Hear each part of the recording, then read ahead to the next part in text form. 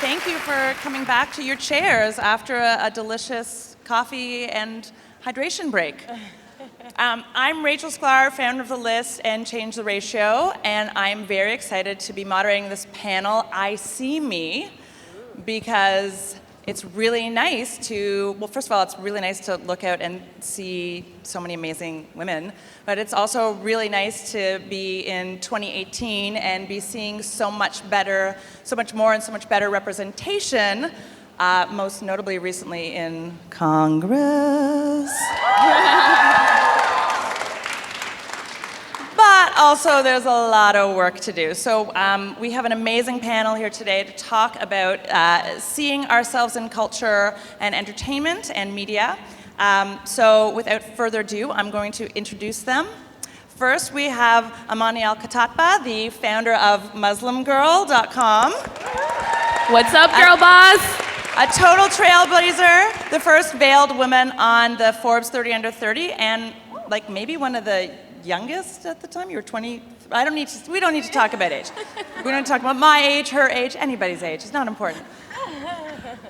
Next, we have Nafessa Williams, who is the superhero Thunder on the CW's Black Lightning. Woo! Hi, ladies.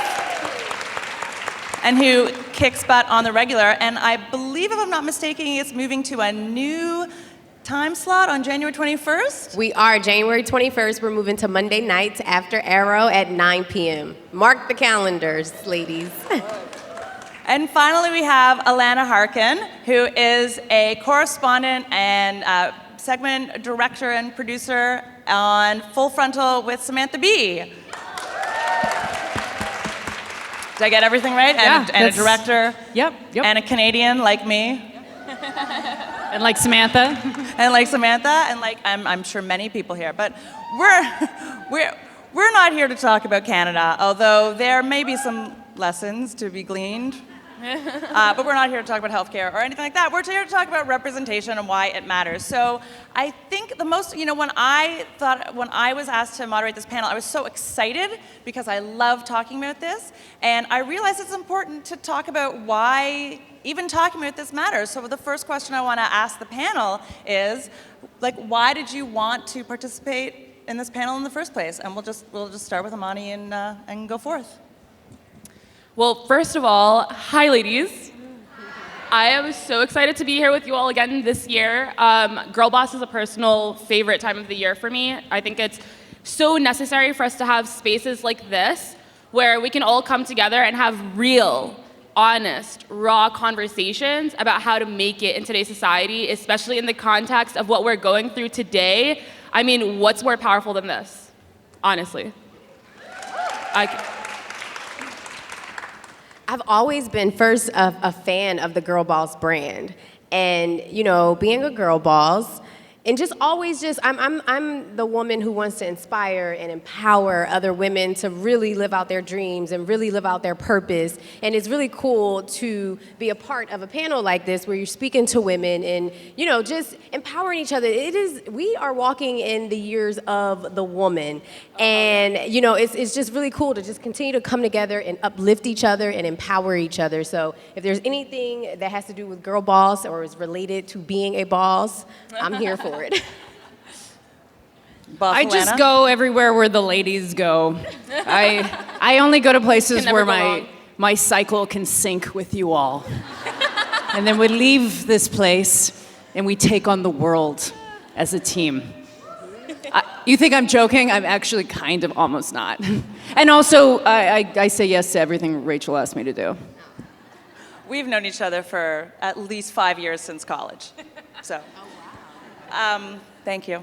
All right, but why does representation matter? There are a lot of people who will say that it doesn't really matter or, one's enough. So why in 2018 particularly does representation in entertainment, in media, on panels, on television shows, in Congress, why does it matter? Anyone? Well, I think it matters so we can stop asking the question of why it matters. It has to be a given at this point. It has to be completely accepted that there's more than one woman in a writing room, that there's women of color in a writing room, that there's women who are helming shows whose vision, because obviously women watch television, and run corporations and are And are marketed entrepreneurs. too. What's that? And are marketed to. That's right. So I mean, we're doing it. The work is happening, and I think the question we're almost getting to the point where maybe we don't have to constantly keep asking the question. You don't agree with me. I mean, I would We like do. to. Listen, you know what? You just take the space. You just take it. You just take up the space without apology and you disrupt it. And don't make any apologies for disrupting the space. I would say for myself in the TV and film side of things, we want to turn on the television and we want to go to the movies and see characters who look like us and remind us of the things that we're going through and characters who we can relate to, just to remind us that we're not going through it alone. And I think it's just very important playing the first Black lesbian superhero that there's a world of young lesbians who, Black lesbians in particular, who need to see themselves, and feel. I've had a young woman come up to me and say that after seeing my character Thunder, she felt normal being a lesbian, and that's my job as an actor. I feel is to inspire and to empower. And if we're not creating these characters, if we're not telling these stories, then there's so many people out there who are not seeing themselves. So that's why representation matters. And again, until we have to not ask that question, it's gonna matter. I'm sorry to have to ask that question. I will keep asking that question until everybody tells me I am obsolete. I would love to be obsolete. Amani, you are such a trailblazer and a first in so many spaces. I mean, how do you feel about this question and about having to be the first? When I think about the importance of media representation, what immediately comes to mind is one of my favorite quotes from the author Junot Diaz, which is that the easiest way to turn a human being into a monster is to deny them any reflection of themselves in the world around them. Right? Think about that. Like the monster that can't see his reflection in the mirror. And that's what it felt like for me growing up as a Muslim child in post 9/11 America. Like 9/11 happened when I was 9 years old, so I literally was indoctrinated into an age of anti-Muslim hatred when it first was like taking off in modern America, right? Like, I mean, it wasn't at the beginning, but it was like at one of its peak moments. And for me, having to experience that as a child and then go through puberty, literally under this complete attack on my identity as a Muslim, with turning on the television every day and they were always talking about Muslims in the news, but it was never Muslims that were doing the talking. It was always people that looked like me, but they only ever were shown if they were terrorists or in orange jumpsuits or, they were doing something horrible. And it's easy to understand how media misrepresentation can manipulate us into thinking one thing and generalizing and dehumanizing an entire group of people. For me, it was a feeling that I didn't belong in the country where I was born and raised, the only home that I ever knew. And it made me feel like I was inferior to everyone around me.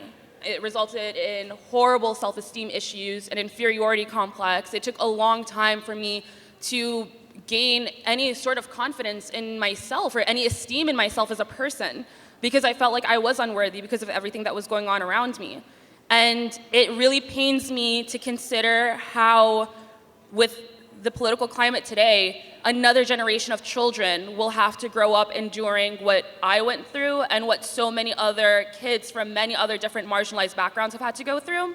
But I do think that they won't necessarily have to go through the same exact thing, because one thing I'm really proud of, talking about being the first, is that I do think it's a generational experience, that our generation, the kids that grew up during these really tumultuous times, are the ones that grew up to become our own saviors. We're the ones creating the startups. They're calling us the founders generation now because we're literally creating the world around us that we wished we saw when we were kids. So I'm feeling really hopeful that the next generation won't have to go through what we went through because we're around and we've been through it already. And now things are going to be a little bit different for them when they come up. You're here. That's good, girl. That's amazing.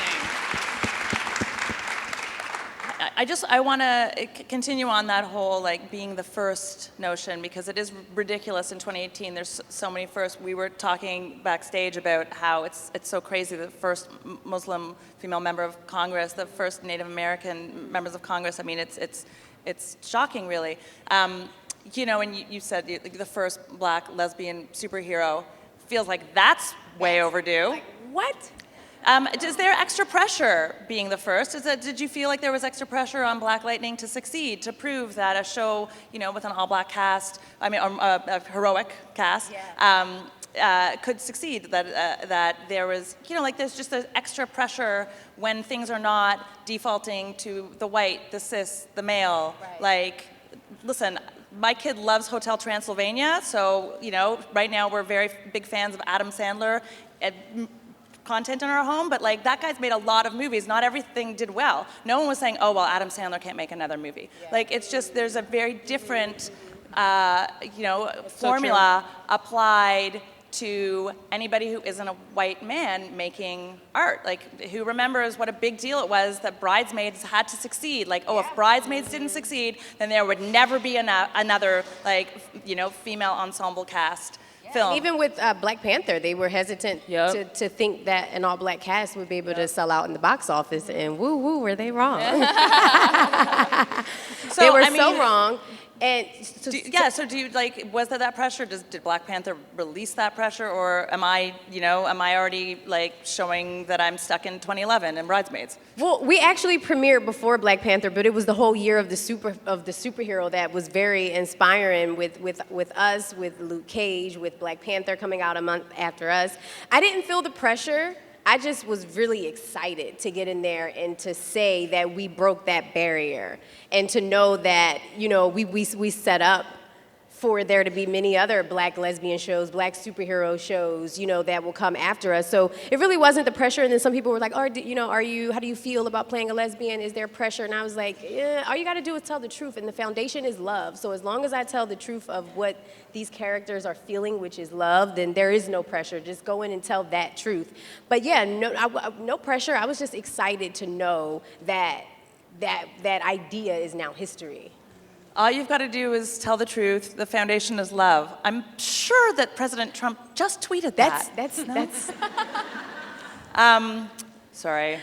Wow, great source there, Rachel. Right? No, fake news there. Allana, I wanted to bring the first question to you, because there was it was such a big deal when like Full Frontal with Samantha Bee it was a woman helming a late night show. Woman in late night. It's what? So crazy. But and also, women aren't funny, so it was doubly difficult for us. Obviously, you know I don't believe that. But there's literally 4 late night, like male white late night hosts whose names begin with the letter J. Right? And so and 2 of them are named Jimmy. So like that's not an issue. So was there pressure, or were you just, I wanted to swear, but I'm not going to. There was a blanket. Yeah, of course there was pressure, but, you know, both like Sam and I and other people who were developing and bringing the show to TBS, we've been doing this for years. So there's a level of confidence there that it's like, this is what it is. Do you like it or not? And so I think that, you know, Sam went in there with a great amount of confidence and a very strong vision and a very strong voice. And she was backed by the most amount of women working in late night. We hire women at Full Frontal with Samantha Bee. So we have a lot, there's a lot of support, and there's a lot of people that wanted her to succeed too, and not just people who work on our show. There was a whole community that wanted her to succeed. And it worked, you know, and I want there to be more shows that are helmed, more late night shows that are helmed by women. Just because there's one doesn't mean there can't be more. And I think that is a huge part of the problem, because they'll say, oh, you know, we already have a black woman who's she's a lesbian and she's a superhero, so that's a check mark. And we do deal with that a lot as women, and we don't want that at the show. We want there to be other shows, because we know that the community makes us stronger.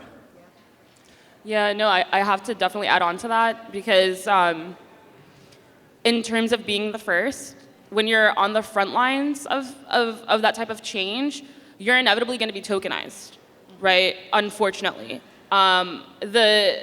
The goal is that this isn't the end goal, right? Getting like full frontal on air and stuff like that. That's not the end goal. It's like one step in this ongoing evolution towards the level of representation that we want.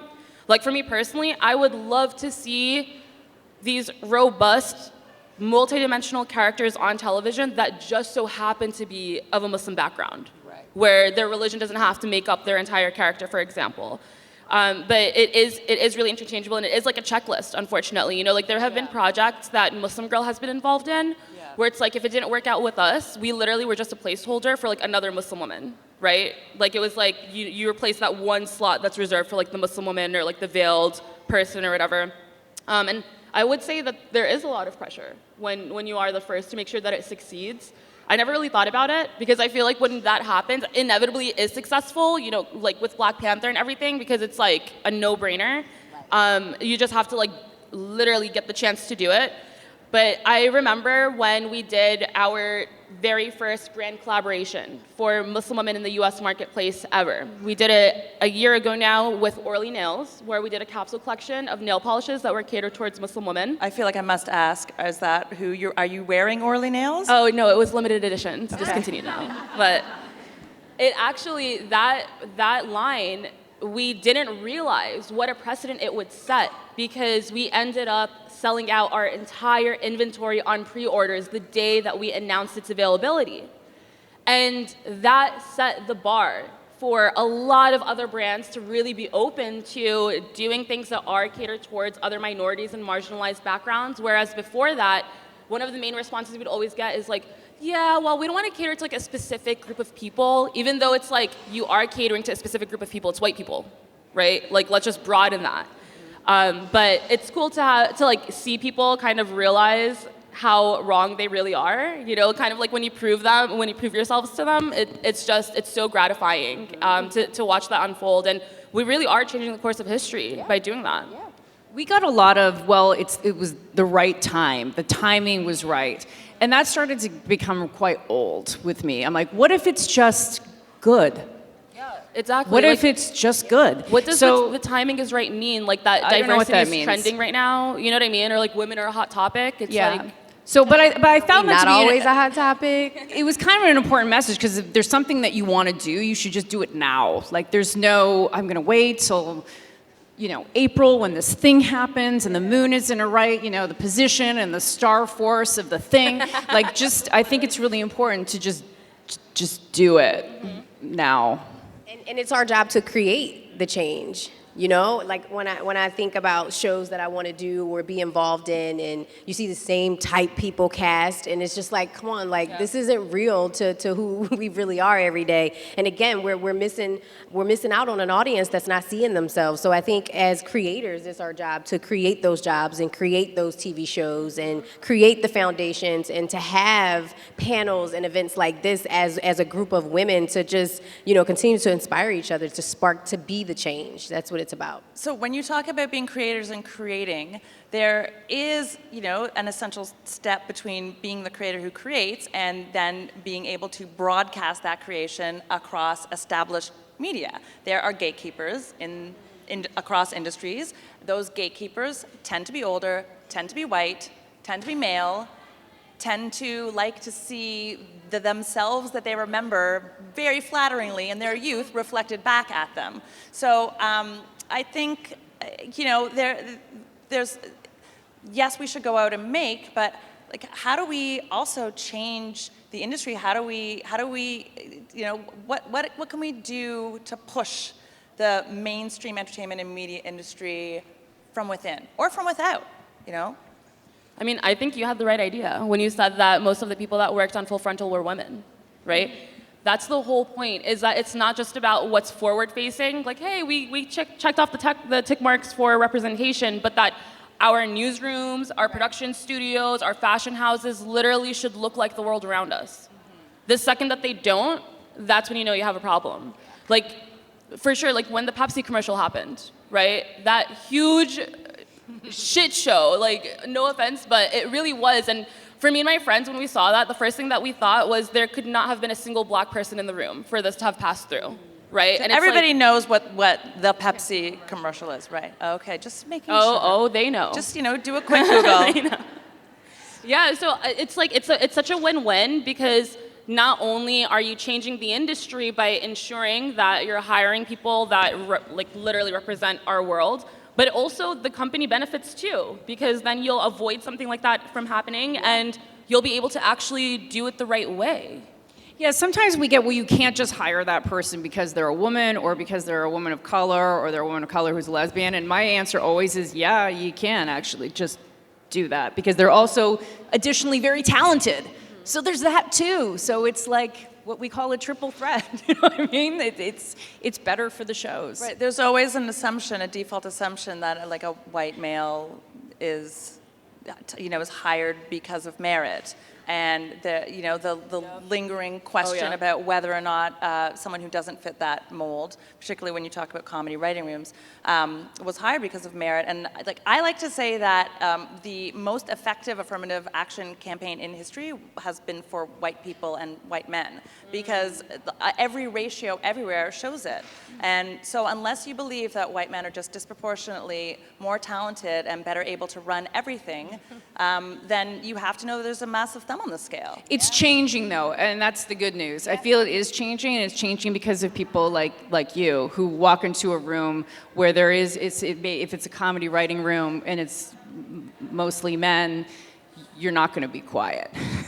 You're going to take up the space. And I think so I do feel like it is changing. And people are open to the change. And that's the positive thing of it. I would also say that it seems like people think this is a white country, right? Especially if we're getting comments like, oh, no one would watch Black Panther. You know what I mean? It's like, actually minorities are becoming the majority in this country, right? So it's like the diversity aspect, it's like how are we neglecting that entire population of America, those entire communities, those entire groups of people. Not only is it like misrepresentation, but it's probably, our media is probably one of the most telling revelations of the power structure in this country. And it's something because the reason why Black Panther was successful is because there wasn't a white man telling that story. Ryan Coogler can tell that story the way it needs to be told because he understands the story. Our creator and executive producer, Salim McKill, our writers who are going to be able to tell this story, Black writers, so that it's told in an authentic way. So again, it's about behind the scenes, the producers, the creators, the EPs are, able to represent what this show is going to portray. And that's what's important. I feel like I'm being like voice of doom a little bit here. I do not mean to be, but the next question I was going to ask is, do you feel an extra sense of urgency in this moment, in this 2018 political moment, which admittedly, and thank goodness, is a very different political moment than we were in just 2 weeks ago. Think about it, it hasn't even been 2 weeks since the midterms, but I know. It's a new America. It's also, Mike Pence is the VP. I'm fairly sure he would not be down with your character. It's a moment. No, he wouldn't. Just confirmed. He would hate you. He would hate you. He would set you up for conversion therapy. So It'd be awful. Is there more urgency, or do you also feel like that's like an unfair burden for me to even speak? Or is there urgency? Or is it somewhere in the middle? I think every second that a child is spending in a cage and their story is not being told is a global travesty. So I absolutely believe that right now is more of a sense of urgency than ever. Please, everybody, tweet that so I could retweet it.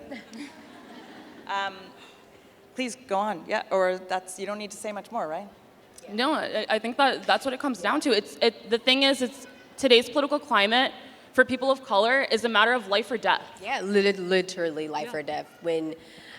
Just to be honest, whenever I drive past a police car, I'm freaked the hell out. And I'm like driving and I keep looking back and I'm looking back like that speaks to urgency alone right there. Like I should feel safe in my car, if you will, and I don't.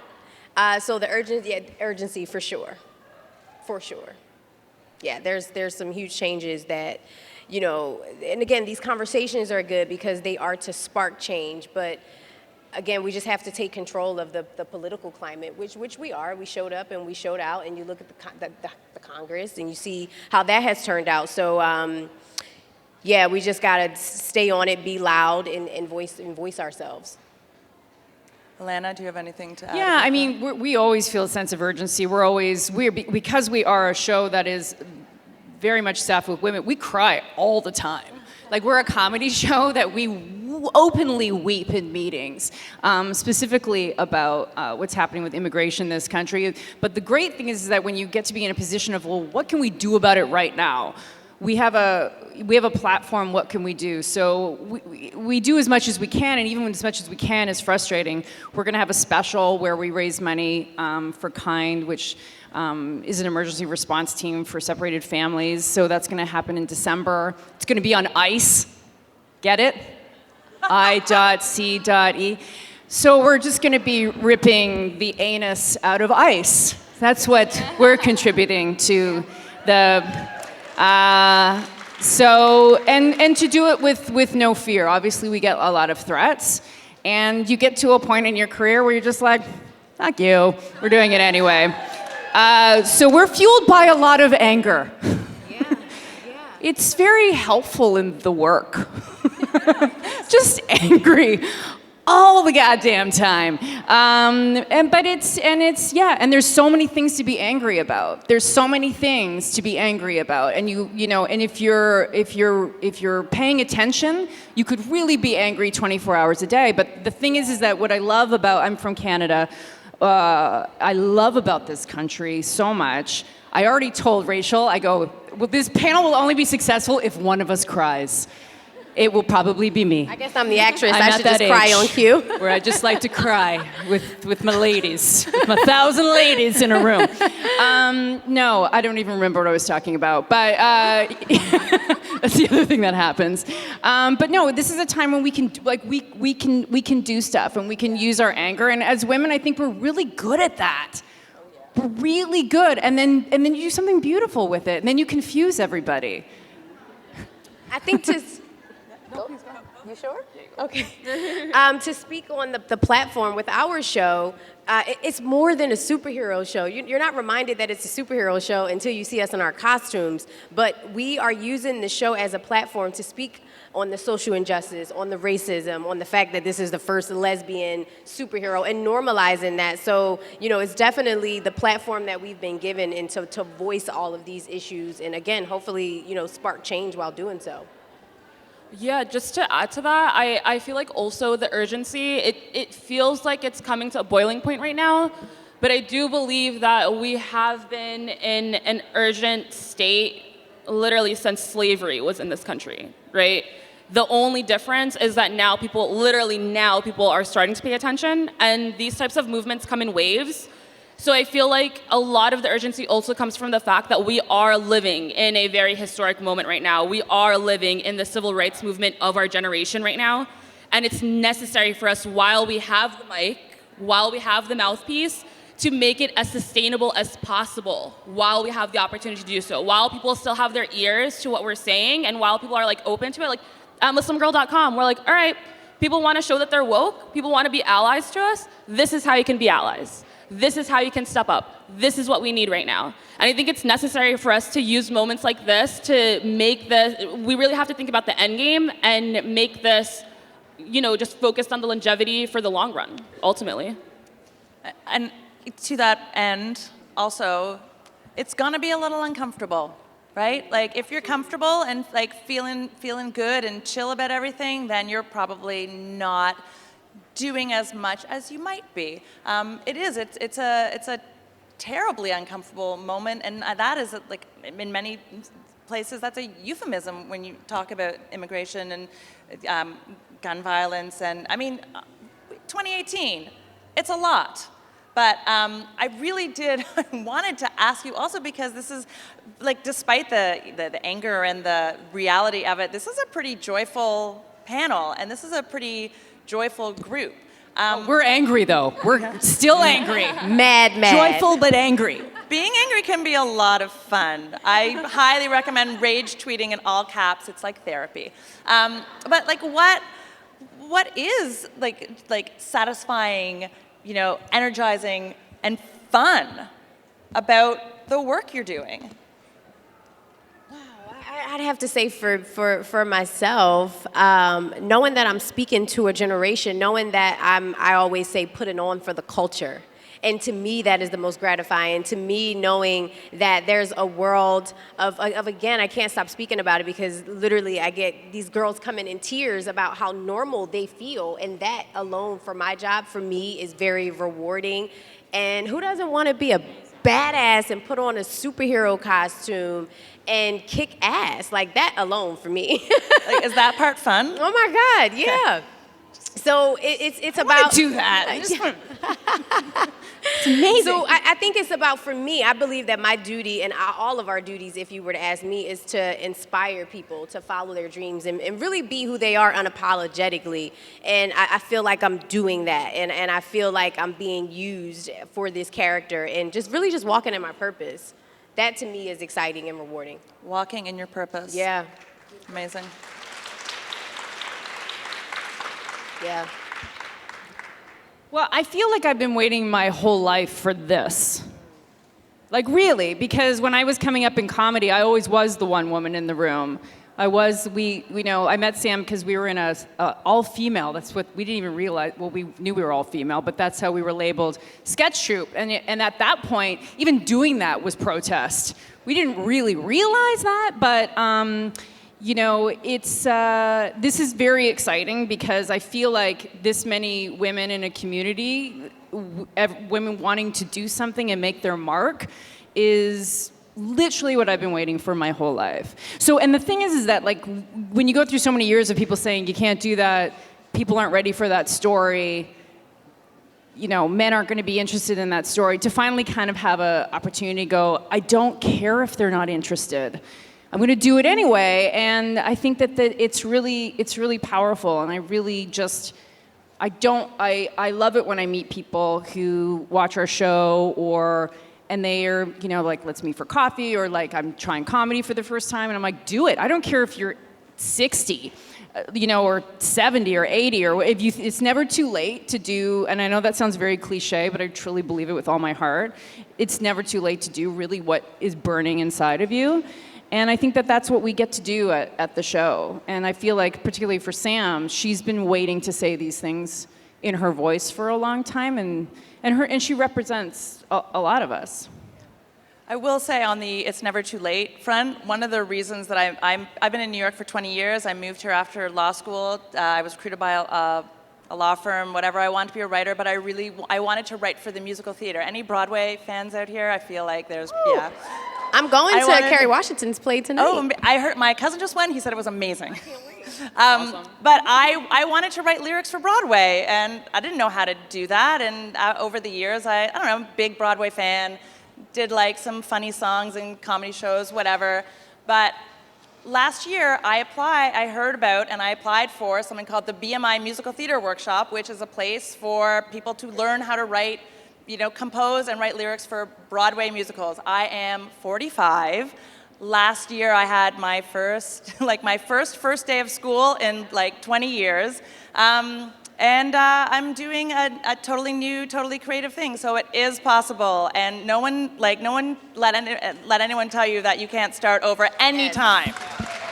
And to add, it's a very difficult program to get into. And you were very uncomfortable having to, at first, and you had to kind of break through that to put in your application. So yeah, and I had to apply a few years also. Very proud I have no of you. shame in trying and trying and trying You again. have no shame. That is true. It's good. I have anything else you want to tell them about me? I have no shame either, obviously.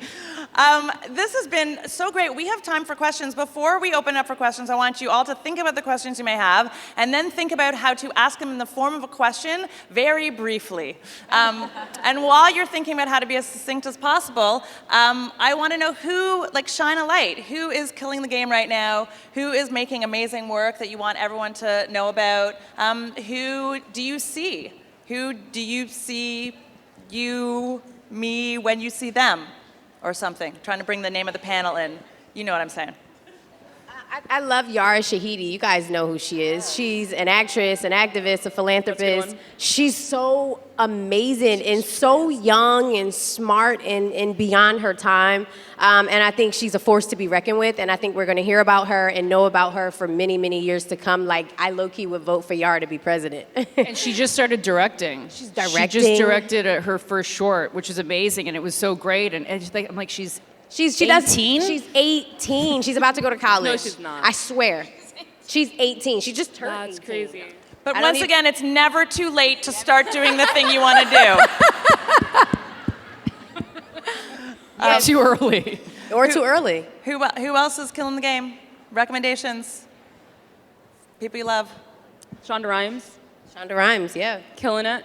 One thing that I'm really excited about is that I think that Shonda Rhimes, more than anybody, really just gets it in terms of storytelling and media. Obviously, she's been getting it literally ahead of the curve when it comes to that before it became trendy or anything. Right. But one thing that I'm particularly excited about is that in Grey's Anatomy last season, they had introduced a Muslim hijabi nurse.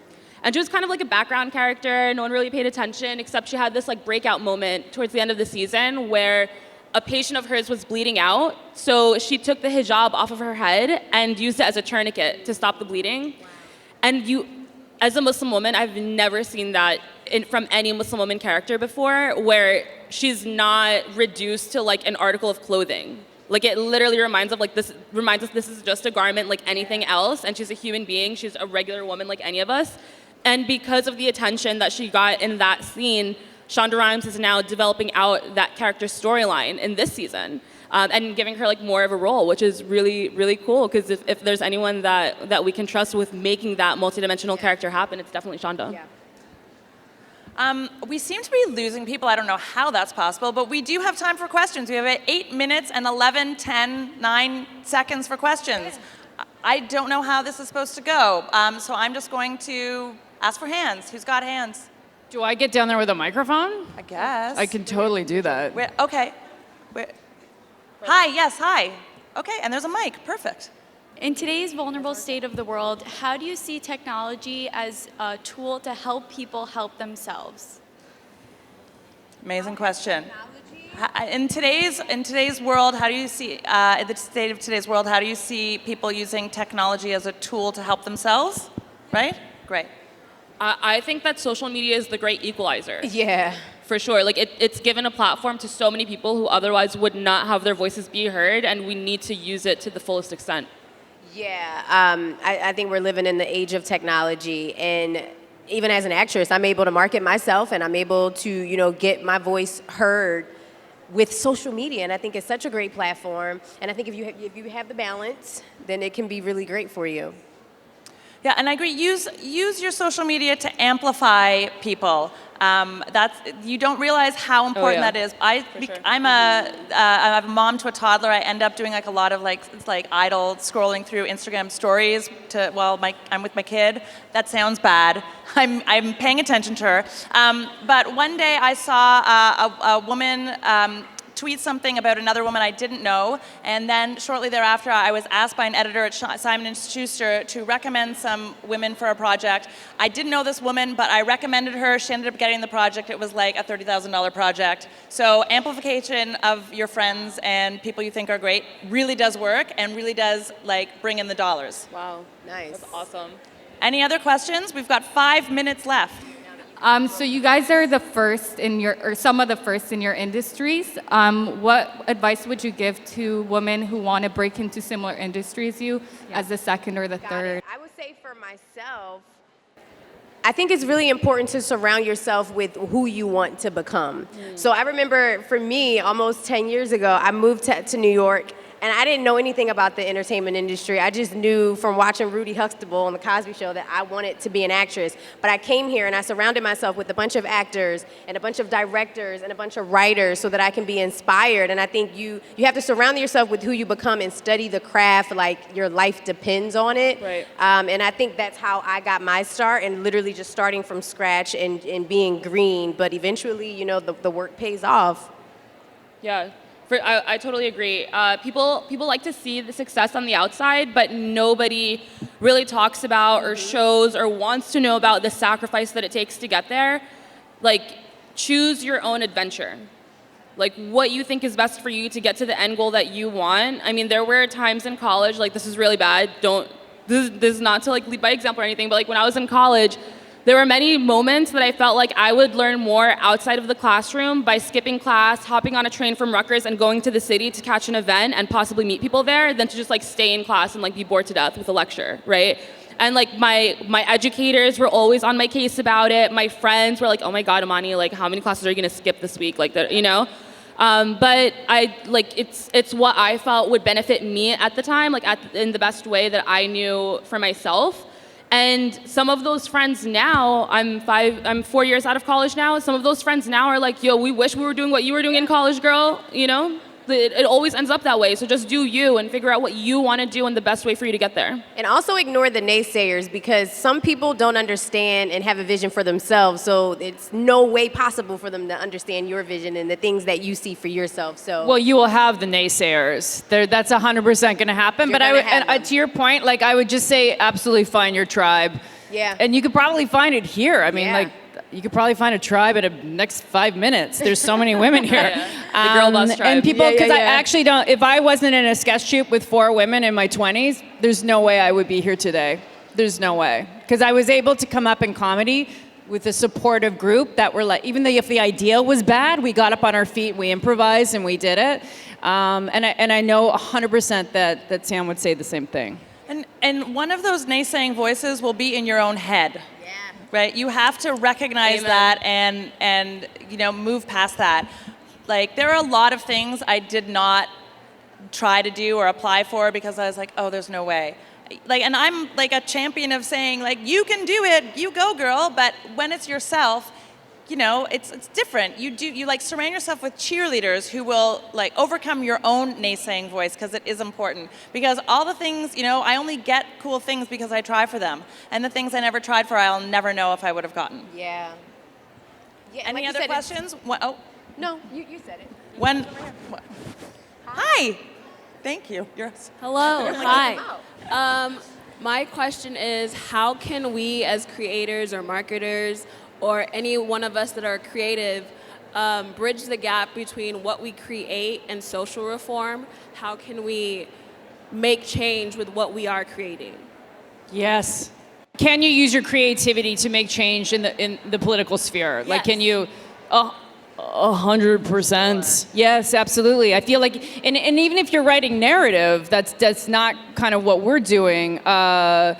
You can always have, as you said, like the characters that are in your show, and you know, you can. I feel like that's actually what women are really good at. Yeah. Are really good at looking about, you know, how they can make change in a certain story, or so. Yeah. Yes. I mean, in today's day and age, the personal is political.